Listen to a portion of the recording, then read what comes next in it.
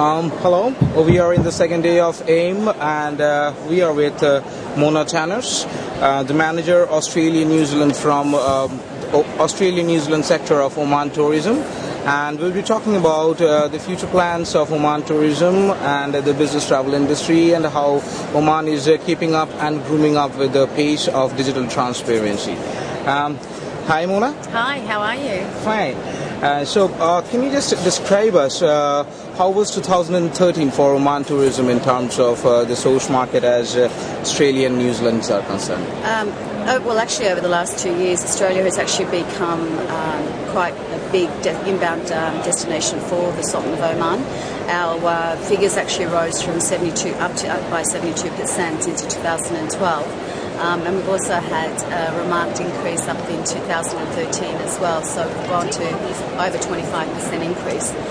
The whole region, not just in terms of Oman, but the whole region in the Gulf region is becoming exceedingly popular for actually both stopovers and also Oman as an end destination for the FIT market.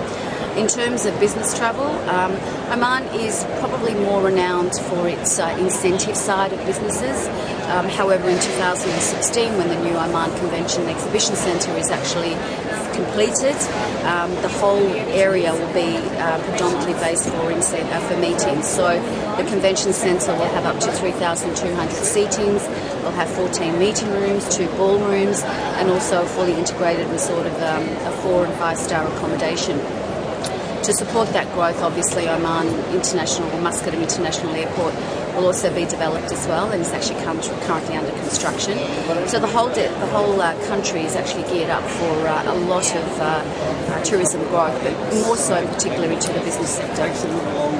Right, great. Could you just describe us some of your plans for 2014 and Sure. Might be some of the upcoming events that you actually are looking forward to? Yes, we have quite a few events in both Australia and also in Oman to support the tourism growth. One of the biggest ones that's come up now is the Extreme 40 Sailing Series in Sydney on between the 11th to the 14th of December. Oman Sail is basically the flagship corporation that was established by the Sultan several years ago to actually develop or reignite Oman's maritime history.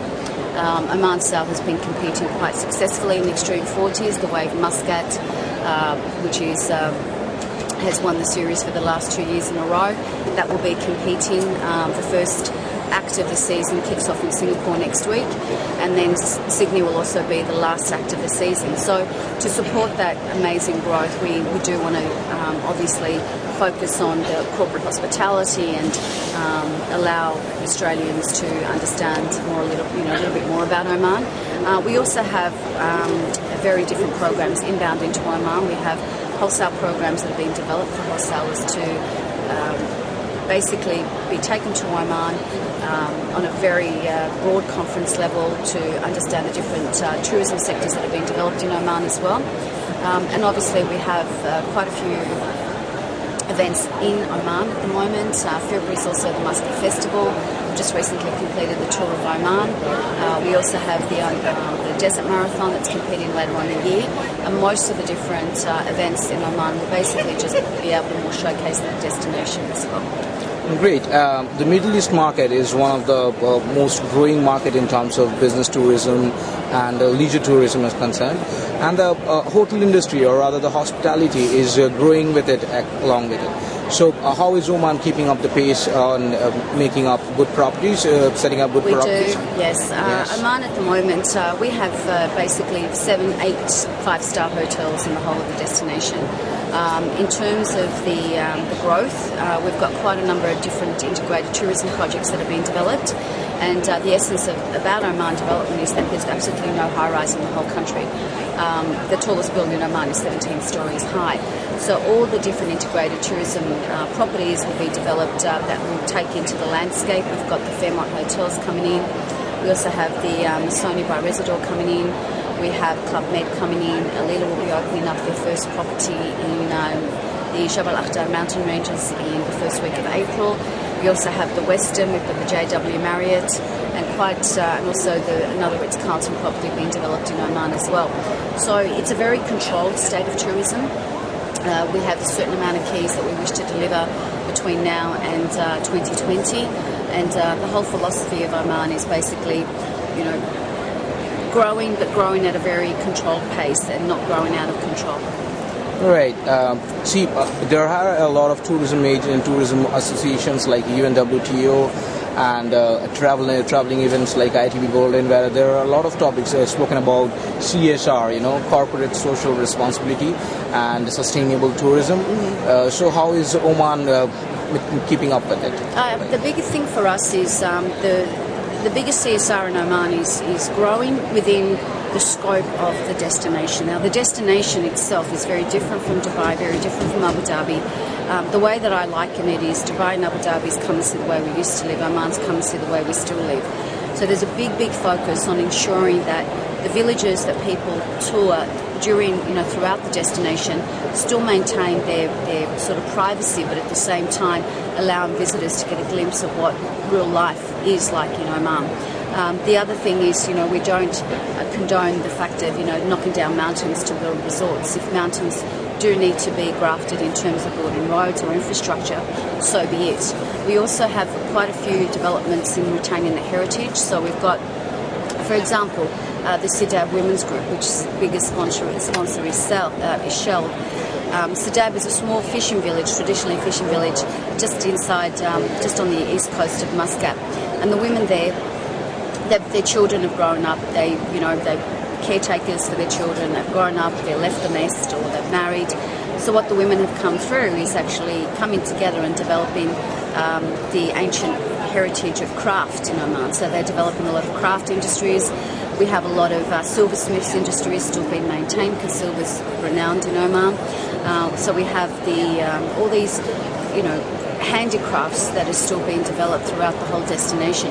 For obviously to cater for the tourism market, but also in a lot of ways to be used internationally as well. Great. So this is another trend that we are talking about. Talking to everyone, like the digital transparency and the emerging trend of social media marketing, and keeping up with the pace of social apps and iPhone apps, Android apps. So is Oman tourism doing something to gear up their pace and keeping up with the pace of the technological age? Yes. In Australia and New Zealand, we have a very strong social media engagement with our client base, and also for both consumers and also for travel agents as well. And the wonderful thing about that is that, with social media gives you real-time engagement. You've got to basically have a strategy, I think, for your social media long term. You just can't be seen to just be putting something on Facebook and not be relevant for the fan base. You can't just be putting something on Instagram and not be relevant for that, for the destination as well. So for us, we always look at the integrated social media aspect, be it Facebook, be it Twitter, be it Instagram, or be it Pinterest. Globally, for us as a market as well, in terms of social media, we are, using it to actually grow the different interests in the different tourism sectors that are emerging out of Oman. For example, Oman's becoming very renowned for its hiking, for its trekking, for its kiteboarding. Paddleboarding now is becoming extremely popular in Oman. Trekking for 3-4 days or 3-4 hours is becoming quite prominent. Empty quarter crossings, which people want to relive the tales of, Wilfred Bissinger, etc., becoming exceedingly popular. So it's a really great way social media is a really great way to actually start promoting those different markets and bringing in all our Oman partners so they get an international exposure at a very, very minimal price. For us as well, in terms of digital concepts, Oman really is a very emotive destination. So when you look at content of what you're drawing on social media, it's got to be very provocative photos, very very emotive photos, I should say, but also emotive videos, basically allowing people to be put into, for example, the Tales of Arabia, or why Oman is such becoming an exceedingly popular destination. So I think, in terms of content, driving digital space, you need to really integrate that with your social media and also make it relevant for the target markets that you're trying to do. And I think that's where a lot of people may falter in their angle of digital, is that they may create one digital campaign and that's it. For us, it's basically, okay, if you're targeting affluent travellers, create something that's segregated for them. If you're targeting, the adventure travel, create something for them. And I think time needs to be spent in doing that, and it's basically understanding not only the destination but your target audience as well.